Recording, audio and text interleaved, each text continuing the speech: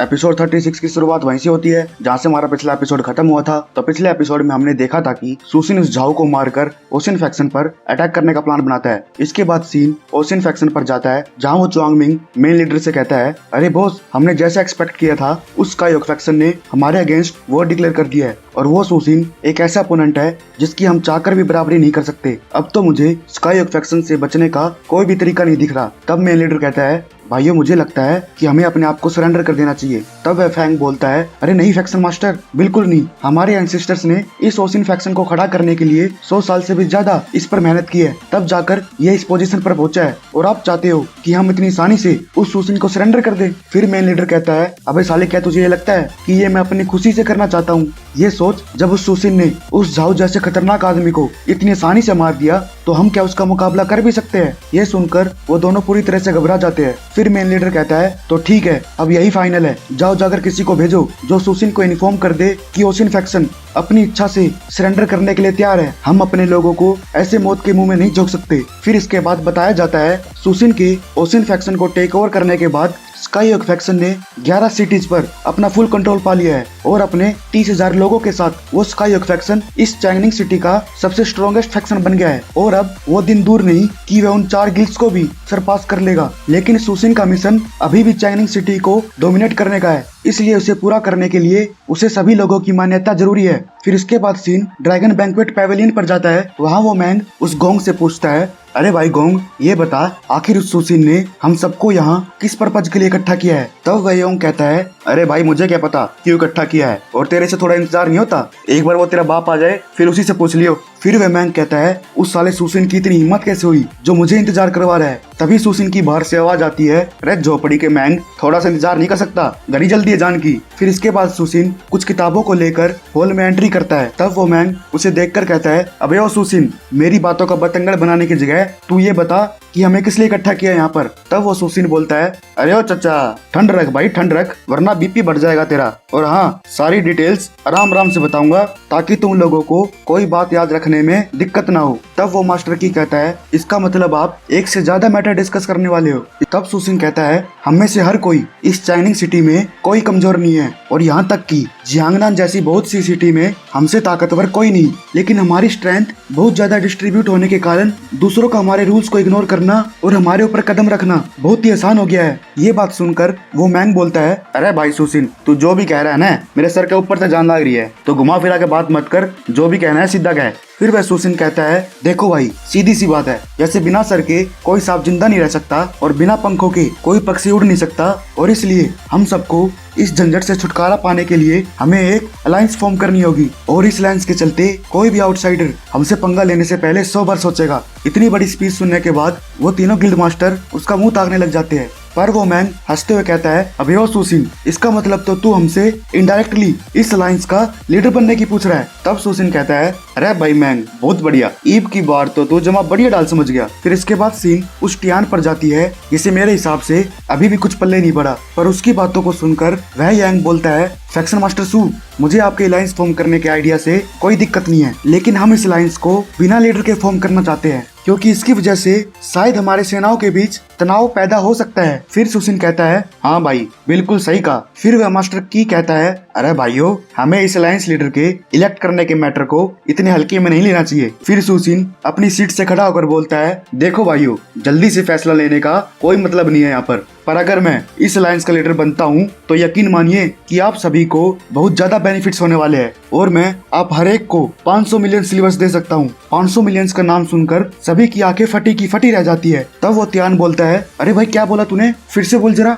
इस साले को अभी तक कुछ बात समझ में नहीं आ रही थी, पर पैसों के नाम सुनकर साले के कान खड़े हो गए। फिर वह मास्टर की कहता है, फैक्शन मास्टर सू, हम सभी जानते हैं कि आपके पास बहुत टैलेंट है, पर जैसा कि आप हमें हर एक को 500 मिलियन सिल्वर देने का वादा कर रहे हो, आखिर इतना पैसा तुम दोगे कैसे? और अगर आप स्काईवॉक फैक्शन के सभी एसेट्स अगर बेच भी दोगे तो भी इसका 1/3 अमाउंट भी कवर नहीं होगा। तब सुसिन हंसते हुए बोलता है, अरे भाई घोड़े, क्या बात बोली है तूने, साले हुतिए, तुझे क्या लगता है मैं सिर्फ तुम लोगों को पैसा देने के लिए अपना स्काईवॉक फैक्शन बेच दूंगा? साले तेरी शक्ल तो डंकी है नहीं, कम से कम बात तो डंकी कर लिया कर। फिर वह दोबारा कहता है, भाइयों, ये 500 मिलियन की राशि मेरे लिए कोई बड़ी बात नहीं है, और यकीन मानिए अगर सब कुछ मेरे प्लान के अकॉर्डिंग चलता है तो हमें 500 मिलियन से भी ज्यादा कमाने का मौका मिल सकता है। उसकी बात सुनकर वह त्यान बोलता है, अरे फैक्शन मास्टर जल्दी बोलना मेरे भाई, आखिर तेरा प्लान है क्या? भाइयों ये 21 दिनों में पैसा डबल करवा के ही मानेगा। फिर वह सुशीन उस किताब को उठाकर बोलता है, देखो भाइयों मेरा ये बिजनेस बहुत ही सिंपल है, और अगर इसको एक वर्ड में इलेबोरेट करूं तो वो है मोनोपोलाइजेशन। तो भाइयों अगर आपको नहीं पता कि मोनोपोलाइजेशन क्या होता है तो मैं आपको एक बढ़िया सा एग्जांपल देता हूँ। तो अगर हम बात करें कोल इंडिया, हिंदुस्तान जिंक, आईटीसी और भी बहुत सारी कंपनियां हैं जो अपने अपने सेगमेंट में टॉप पर बैठे हैं। तो अगर हम आईटीसी की बात करें, उसने अकेले ही 77% सिगरेट का मार्केट कैप्चर किया हुआ है, और इसकी टक्कर देने वाला अभी तक इंडिया में कोई नहीं है। तो ज्यादा ज्ञान न फैलते हुए हम आगे बढ़ते हैं। तो भाइयों आप सभी को ये बात पता ही होनी चाहिए कि सेंट्रल प्लेन्स के अमीर लोगों को उन साउथर्न बारबेरियंस की चीजों में बहुत ही ज्यादा इंटरेस्ट है। तो अगर हम बात करें एक मूनलाइट वुल्फ की, तो उसकी सिर्फ एक पूंछ की वैल्यू उस सेंट्रल प्लेन्स में कम से कम 100 गोल्ड होगी। लेकिन अगर हम वो सभी चीजें डायरेक्टली साउथर्न बारबेरियन से खरीदे तो हमें इसकी कॉस्ट सिर्फ कुछ सिल्वर ही पड़ेगी। वैसे वहाँ के डाकुओं ने उस साउथर्न बारबेरियंस के जंगल का बहुत ही फायदा उठाया है। तो हमें अपने बिजनेस को स्मूथली चलाने के लिए हमें ऐसे लोगों को वहाँ तैनात करना होगा जो किसी भी सिचुएशन को आसानी से संभाल ले, और हमें उन लोगों को भी पैसे देने की जरूरत है जो वहाँ सामान लेने के लिए जाएंगे। और सबसे इम्पोर्टेंट बात, हमें किसी भी मटेरियल्स की शॉर्टेज ना हो जाए, इसलिए मैंने ऑलरेडी ही अपने लोगों को वहाँ का सारा सामान खरीदने के लिए भेज दिया है। और अगर वो साउथर्न बारबेरियंस के टॉप लीडर अगर सामान देने की मना करते हैं तो हम उन्हें मार्केट प्राइस से 5 गुना ज्यादा पैसा ऑफर करेंगे। और इसके बाद जब सभी मर्चेंट्स बिना रेयर मटेरियल्स के जब अपना सोर्स ऑफ इनकम खो देंगे तो एट द एंड उन्हें गिव अप करना ही होगा, और उसी समय हम इस सेक्टर में मोनोपोली अचीव कर लेंगे। और सबसे इम्पोर्टेंट बात, अगर उनमें से कुछ मर्चेंट्स फिर भी गिव अप नहीं करते हैं तो हमारे लोग काफी है उन सबसे डील करने के लिए। ये सब सुनकर वह मैंग बोलता है, उन साउथर्न बारबेरियंस के चीजों की वास्तव में मार्केट में बहुत ज्यादा डिमांड है, और अगर ये सभी चीजें वैसे ही चले जैसे सुशीन सोच रहा है तब मैं कुछ ही वक्त में बड़ी आसानी से बहुत ही ज्यादा पैसा कमा सकता हूँ। फिर वह गोंग कहता है, तो ठीक है फैक्शन मास्टर सू, जब आपने हमें ये प्लान बता ही दिया है तो हम ये रिस्क लेने के लिए बिल्कुल तैयार है। इसके बाद वो त्यान बोलता है, बहुत बढ़िया भाई सुशीन, कोई उल्लू का पट्टा ही होगा जो आते ही लक्ष्मी को मना करेगा, तो मुझे भी आपके साथ ही समझो।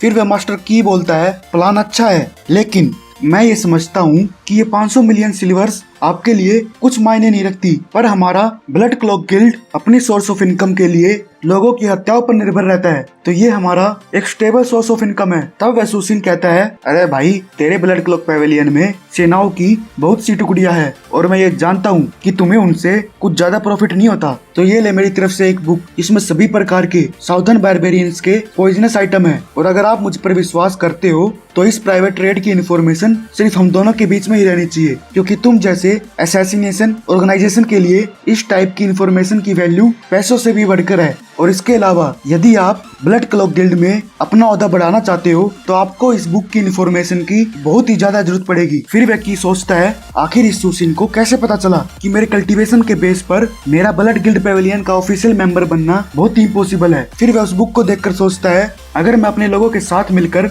इस टाइप की इन्फॉर्मेशन को इकट्ठा करूं तब भी मेरे लिए इतने शॉर्ट टाइम में इन्फॉर्मेशन इकट्ठा करना बहुत ही मुश्किल है, और अब मैं इस इन्फॉर्मेशन के बिहाव से आसानी से ब्लड क्लॉक पेवेलियन का ऑफिशियल मेंबर बन सकता हूँ। ये सब सोचने के बाद वो बोलता है, आपका बहुत बहुत धन्यवाद फैक्शन मास्टर सू, मैं तो अब चाहकर भी इस ऑफर को बिल्कुल भी रिजेक्ट नहीं कर सकता, तो फिर अब आप हमें अपने साथ ही समझिए, इसलिए मैं आपको अलायंस लीडर के रूप में एक्सेप्ट करता हूँ। इसके बाद वह गोंग और तियान दोनों भी सुशीन को अलायंस लीडर के रूप में वोट करते हैं। फिर वह उस मैंग की तरफ देखकर बोलता है, तो हाँ भाई मैंग, तेरा क्या ख्याल है? फिर इसके बाद मैंग को दिखाया जाता है जो उसको घूरे ही जा रहा था। फिर तभी वह निंग आकर बोलता है, बड़े भाई अगर आज आपने इसे वोट नहीं दिया तो ये ट्राई लाइट गिल्ड इस चाइनिंग सिटी में सबसे वीक हो जाएगी, और हमारे अलावा सभी गिल्ड्स मोटा पैसा छापेंगे। फिर वह मैंग ना चाहते हुए भी उसे ग्रीट करते हुए कहता है, तो ठीक है फैक्शन मास्टर सू, तो हम आपको एज द अलायंस लीडर घोषित करते हैं। इसके बाद वह सुशीन अपनी गद्दी पर विराजमान होकर बोलता है,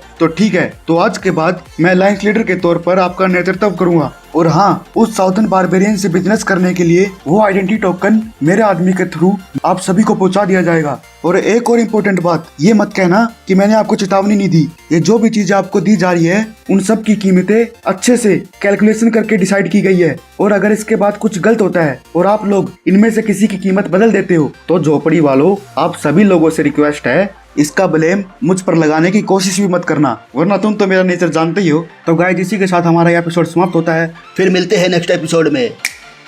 अच्छा है।